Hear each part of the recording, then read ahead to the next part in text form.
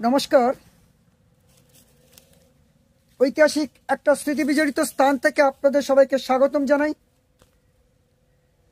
আপনারা দেখছেন উড়িষ্যার বালাসরে বুড়িবালাম তীরে এই জায়গাটা। যতীন্দ্রনাথ মুখোপাধ্যায়, যিনি গ্রামবাসীদের বাঁচাতে গিয়ে একটা বাঘ অস্ত্র দিয়ে মেরেছিলেন ছুরি দিয়ে 1906 খ্রিস্টাব্দে, সেই যতীন্দ্রনাথ রায়ের স্মৃতিবিজড়িত স্থান, বিপ্লবীদের আড্ডা। এখানে জঙ্গল ছিল, আর এই জায়গায় ট্রেন্স করে অর্থাৎ মাটি ঘুরে প্রথম যুদ্ধ শুরু হয়েছিল বিপ্লবীদের। এই সেই বুড়িবালামের তীর, উড়িষ্যার বালাসরে বাঘা যতীনের নেতৃত্বে। সেদিন ইংরেজদের নেতৃত্বে ছিল চার্লস টেঘার্ট, আর অপরদিকে বিপ্লবীদের নেতৃত্বে ছিল বাঘা যতীন। তার নেতৃত্বে বাঘা যতীন সেদিন সঙ্গে ছিলেন নরেন, মনোরঞ্জন, জ্যোতিষ, চিত্তপ্রিয়া।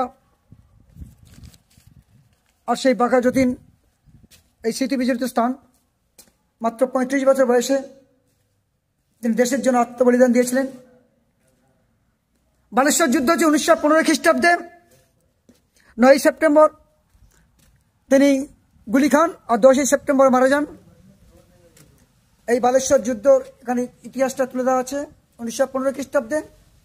আর যতীন্দ্রনাথ মাত্র 35 বছর বয়সে দেশের জন্য তিনি আত্মবলিদান করেছিলেন। এই তার স্মৃতিবিজড়িত স্থান। এখানেই টেন্স করে যুদ্ধ হয়েছিল।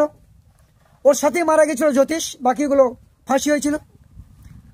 পাশেই বুড়িবালাম, এখন নদীটা ততটা সে নেই। আর এই সেই জায়গা, স্মৃতিবিজড়িত জায়গা।